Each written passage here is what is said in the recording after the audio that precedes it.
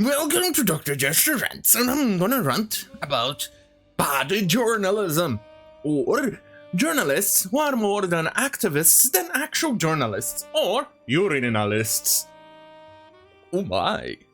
Anyway, from NPR. Batman sidekick Robin comes out. It makes sense, if you were paying attention. I am sorry, the entire article here, well, spoiler alert, the entire article here doesn't mention anything here that makes it clear that he was bisexual or came out as gay or whatever you want to call it. Nothing in there even comes close to explaining why, and even then, if you were paying attention, nothing indicated that he was bisexual, because after decades upon decades, he was a straight dude. Well, this happens because, as you all are well aware, people are incapable, are creatively fucking wrapped in creating new fucking characters.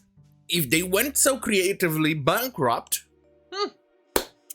they would create a new character in which their sexuality, their, I don't know, race, gender won't be the integral part of their personality, as in, it wouldn't be the sole thing that these characters exist for. Or, I don't know, it wouldn't be the only thing that these people exist to be.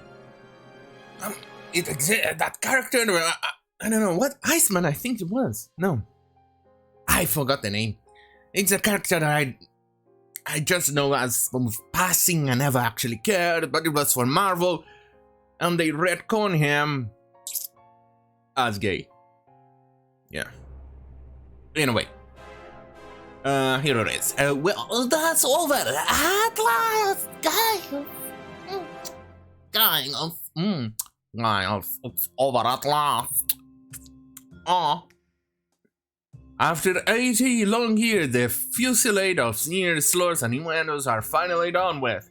For decades, homophobes looking to learn cheap jokes and queer fans aching to see themselves in the comics, they love Hesher and unlikely come and go to shove robbing Batman's trusty sidekicks out of the closet. In other words, everybody was looking forward to see him shove a dick up his butt. For the love of cock, this is not right. Anyway, and this week's in the page of DC Anthology comic Batman Urban Legends number 6. Robin comes out. He rescues a male friend from the hands of a villain and experiences a flash of insight. A light bulb moment, and later in his civilian identity accepts his friend's offer of a date. No, it doesn't make sense. Nothing here is clear.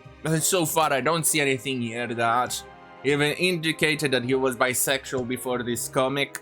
Nothing here, an explanation to what the guy was trying to say here at the beginning. Fuck on the title of the article. Plus, this... No. Here is what this moron is trying to peddle. Some points of order. This isn't original Robin.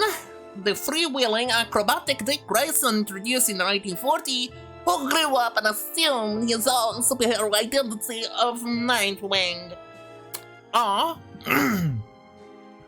Or is the second Robin, Jason Todd, who famously died a bit. He got better, it's comics, and adopted his own violently, decidedly anti-heroic identity of the Red Hood.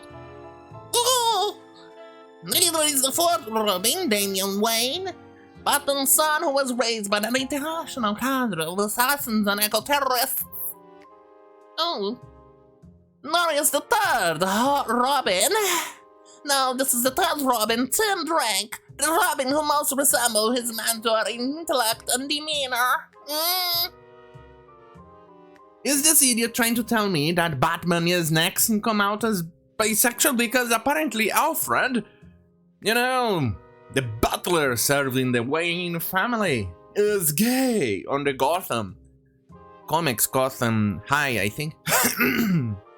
Gotham's High or something like that. The comic, it's another useless crap. No wonder comics don't sell in the comics, you know, graphic novels of Western creators don't sell in the Western world. It's a disgrace.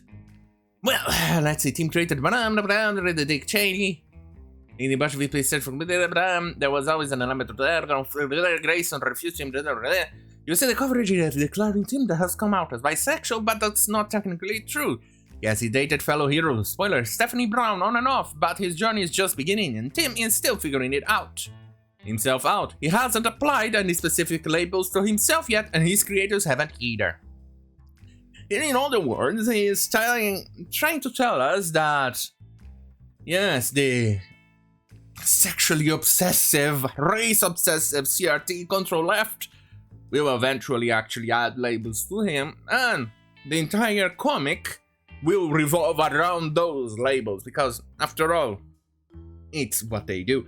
1 second, I need to deal with my jeans. I'll be right back.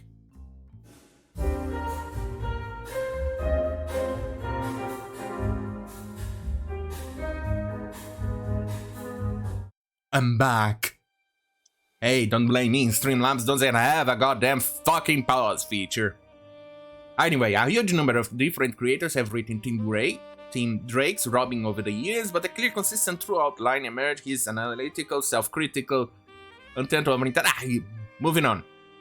Perfectly clever, just plain confusing, named Red Robin, despite manifesting neither a predilection for fast food burgers or Bobbing along the later, still Drake. That's it, just Drake. Like Cher, Madonna, or Beyonce, yeah, we really should have seen this coming. Once again, I'm still not seen here to even indicate any of the previous comings of Team Drake in his entire history that he was either gay or bisexual. Not even this article hasn't given me any evidence to prove that. In fact, I have evidence here to prove that, in fact, Team Drake was a goddamn fucking straight dude from the very beginning. Thank you. Fucking hell. Sometimes well, either way, here it is from Bound into Comics. I had it highlighted, but unfortunately, isn't it wonderful? Because the little extension that I used to leave things highlighted didn't work. Here it is.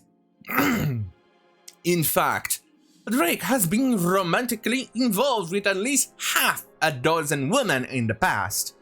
They include Ariana Zichenko, Cassie Sandsmark, Zoan Wilkins, Tom Fox, Madison Payne, and Barbara Gordon. So, in other words, the kid is a womanizer.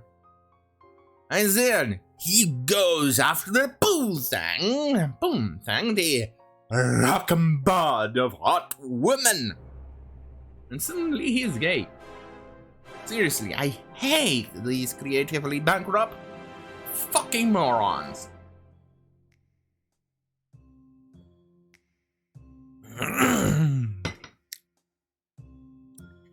I'm only half kidding. And another thing that I like to mention. This guy here wrote here, it seems he was being paid by the word, because look at the amount of nonsense he wrote in this paragraph. Anyway, team canonically figure out Batman's and Robin's secret identities by closely watching their exploits in news coverage. He recognized their signature moves, he analyzed their body language, blah blah blah blah blah. Which is to say, he watched these two men with the kind of keen pointed attention that queer readers know only to. What in the actual fucktard? That's not something queer. No, this is not something queer people do. No, it's not something exclusively queer. In fact, this is rarely seen anywhere else. Not even in queer, this is just the standard for every single population or if you prefer every single tag. What in the actual fuck? So this is his evidence. No wonder I missed it, because it was my brain cells were already jumping out of the building. No, being thrown out of the building by the alphabet. Religious fanatics. Yeah, they were being thrown out for being straight. Good lord, man. Anyway, it's the reason too that this coming out process will be one marked by a healthy introspective approach. Writer Megan Fitzmartin captures the central yawning internal disconnect between what we are told we should be and what we truly are. So basically a comic book written by a woman. There goes the stereotype, isn't it, that the comic books women are absolutely incapable of creating something unique. Why not make a different comic book character? New superhero. Make him somebody that loves cock. That loves climbing up the pole. And done. Instead of retconning one goddamn character that is already pre-existing as somebody who likes women exclusively. With super straight... Jesus Christ, these people are creatively bankrupt. Look. But today, well, incredibly enough, to those that have been waiting for years, Robin just came right out and said it himself in the pages, Batman Urban Legends. Number 6. So basically, this entire article here... It's just to say this line over here, which has no scientific backing whatsoever, and it just grasps at straws and supports a goddamn fucking retconning of a character. Seriously, and he calls himself fucking journalist. What a disgrace this is. Jesus Christ.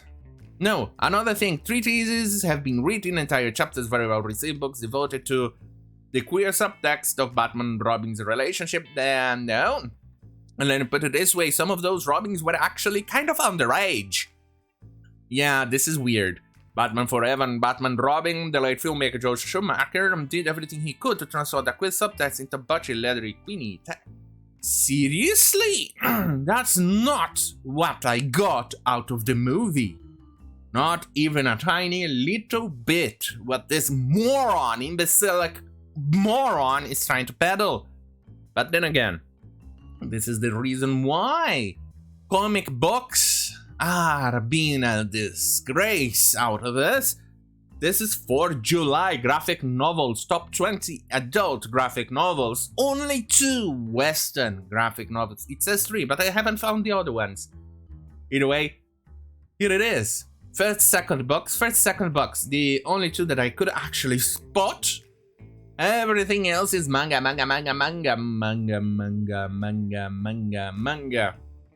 And it has been pretty much like this for months on end.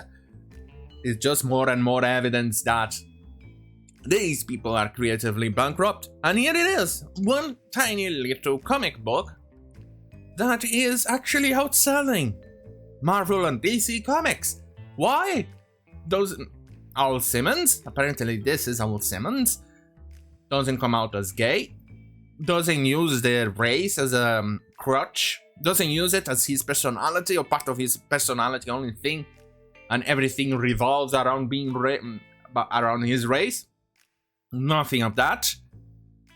The drawing, the art is amazing, so nothing. So Image Comics announces huge sale numbers for King Spawn #1.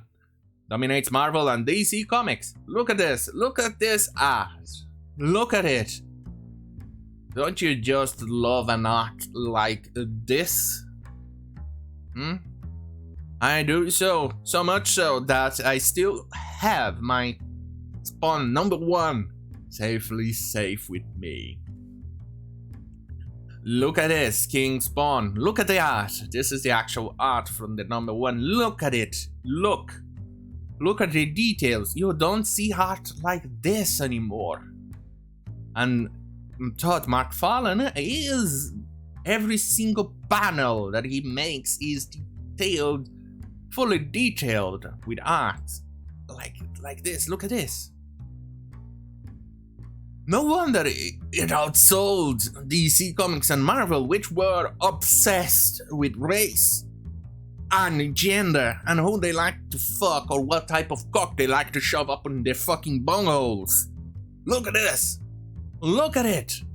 Look at the art. Look. Spawn is one of my favorite comic book characters ever. And look at this. Initially, when I read King Spawn, I thought, hey, medieval Spawn, you know, Dark Spawn and the Dark Middle Ages, you know. Look at this. Look at the art. Yes, exactly, which is why it sold. If the goddamn fucking morons were actually aware of what they were doing, they would actually make money out of it. Not even a tiny little bit, they don't pay attention. Anyway, if you like this type of content, stay right here on youtube.com/Jester. If you like spicy content, head to bitch.com/Jester, minds.com/Jester for exclusive and spicy content. And since I've been busy, my attention span dedicated to trying to recover a game, to work on modern systems with ultra-wide, yes, in the Peddles Water too, and I should have been writing my book, but I didn't. The exclusive content is going to stay. I'm gonna owe it to you guys later. Oh. Don't forget to like, share, and subscribe, hit the notification bell button, because you obviously want a notification when my beautiful face wants to show up on your screen to make it extra hot. Be careful! Otherwise you're gonna drop that phone or that screen on your computer. Anyway, thank you for watching. Have a great fucking night!